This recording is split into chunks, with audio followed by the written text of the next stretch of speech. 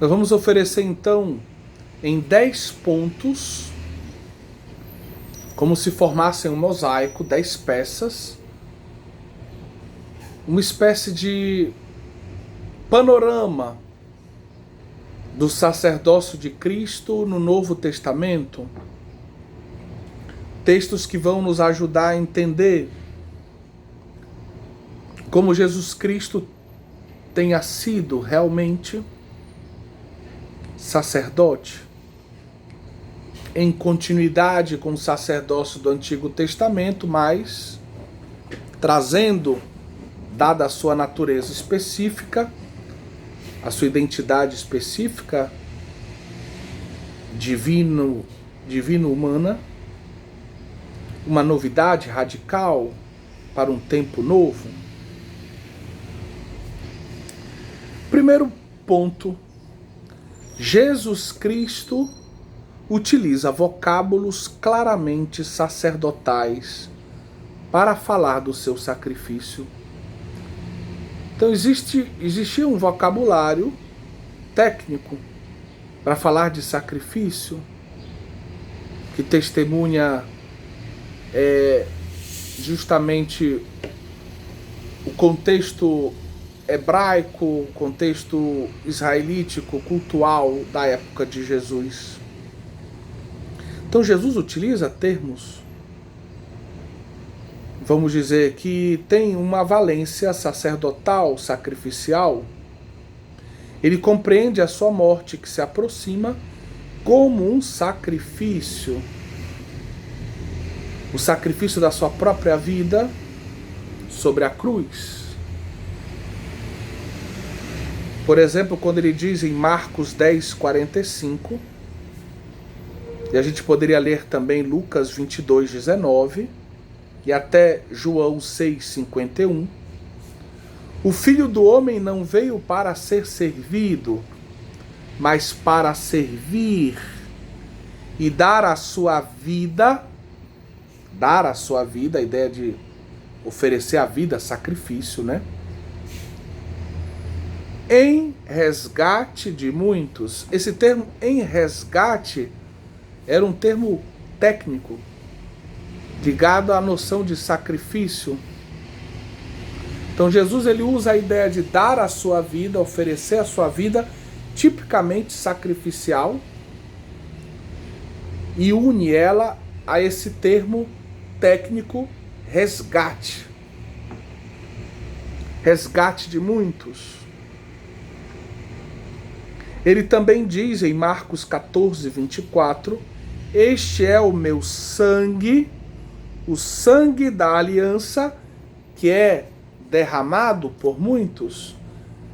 Todos termos ligados à ideia do sacrifício. Não há aliança sem um sacrifício. Preciso selar, cortar a aliança com um sacrifício.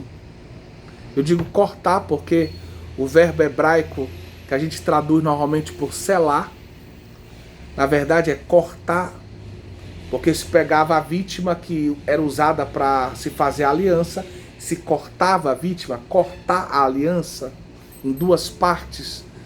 As duas partes representavam os dois sócios na aliança, os dois partners na aliança.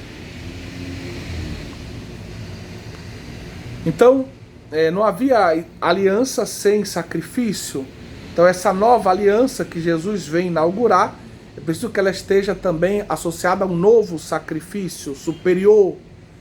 Esse adjetivo novo, a gente sempre pode ler como não apenas o mais recente, mas também como a superioridade. É melhor, é superior. Por isso substitui o outro. Então Jesus diz, este é o meu sangue. A importância do sangue para a aliança, basta pensar a aliança do Sinai, como Moisés asperge o sangue do cordeiro sobre o povo, para deixar clara a aliança sendo selada, e o quão grave é violar a aliança. Violar a aliança deveria ter como punição a morte. O sangue lembraria isso.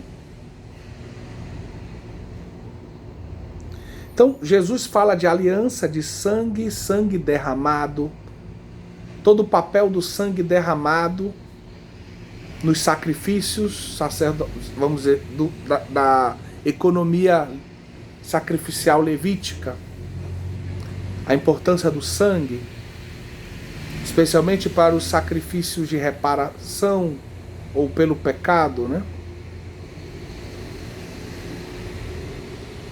A morte sobre a cruz não é apenas uma punição pelas blasfêmias que Jesus teria dito, ao menos segundo o Sinédrio, que o acusa falsamente, nem uma derrota, como seus discípulos talvez tenham interpretado, ao menos até o domingo da ressurreição, pareceu uma derrota, mas a cruz foi uma verdadeira imolação.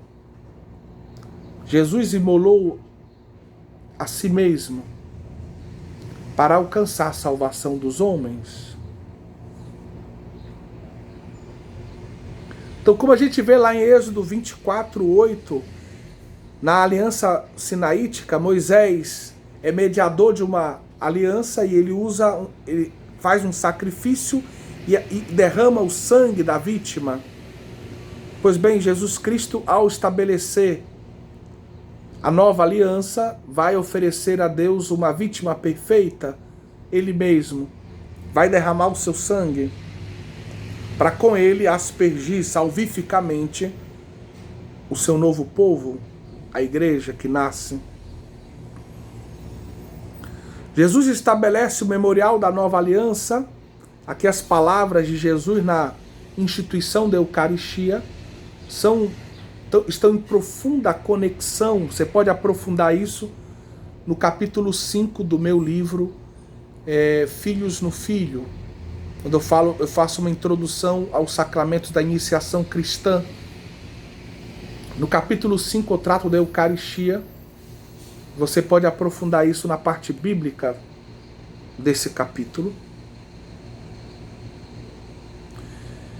Então Jesus, as palavras da instituição da Eucaristia são, né, a segunda parte da instituição do memorial. Este é o meu sangue, o sangue da aliança que é derramado por vós. Este é o meu sangue. Jesus sabe que vai derramar o seu sangue. O sangue da aliança, dessa nova aliança, que vai ser derramado por vós. É clara a associação com as palavras de Êxodo 24:8, quando Moisés diz: eis o sangue da aliança que o Senhor estabeleceu convosco, através de todas essas palavras. E aí Moisés vai oferecer a vítima e vai pegar o sangue da vítima e aspergir, derramar sobre o povo. A diferença essencial entre as duas alianças é que na aliança do Sinai, Moisés oferece o sangue de animais, enquanto Cristo oferece o seu próprio sangue. Ele é sacerdote e vítima ao mesmo tempo, para selar a nova aliança. Então tudo isso que nós dissemos ainda é o primeiro ponto. Você vê que não são, né, uma passagem bíblica apenas. É o testemunho de uma consciência que Jesus tinha, que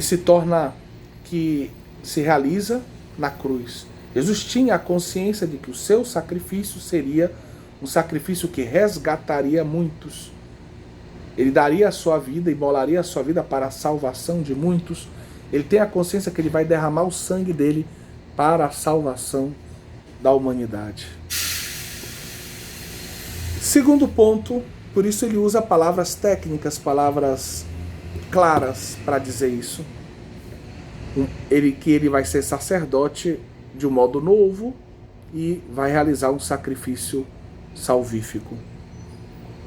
Segundo ponto, o caráter sacrificial da sua morte se torna evidente quando nós a lemos à luz dos cânticos do servo de Yahvé, do servo sofredor.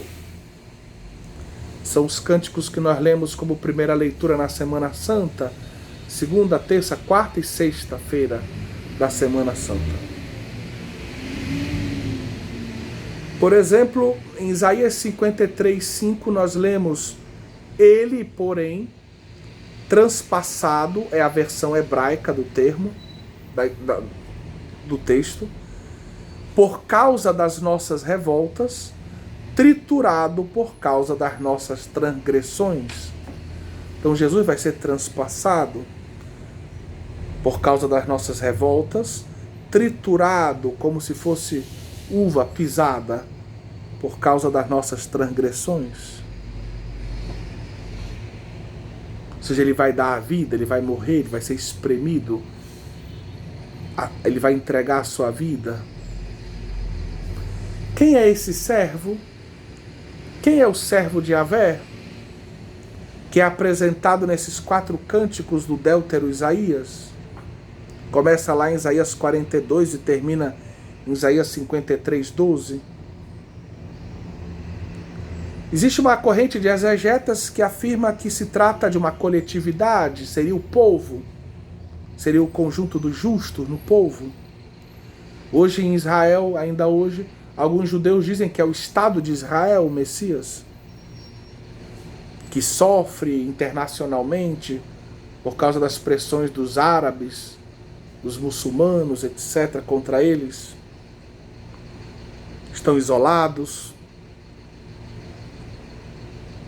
Seria o povo de Israel, uma parte deste povo, aquilo que era chamado de resto de Israel?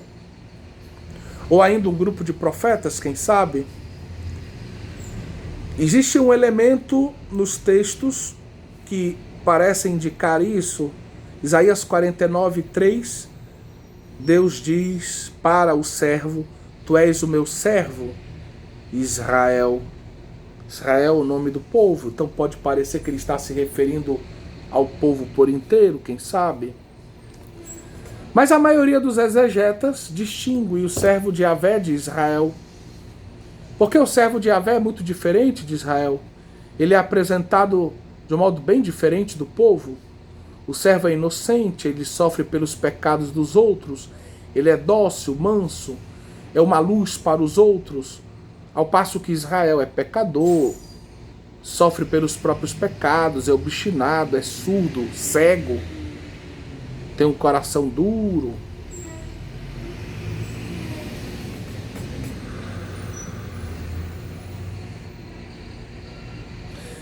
É muito mais provável que se trate de um personagem escolhido por Deus, que deve cumprir uma missão em favor do seu povo. Além disso, temos que recordar que um personagem individual pode representar o inteiro povo, a totalidade do povo diante de Deus.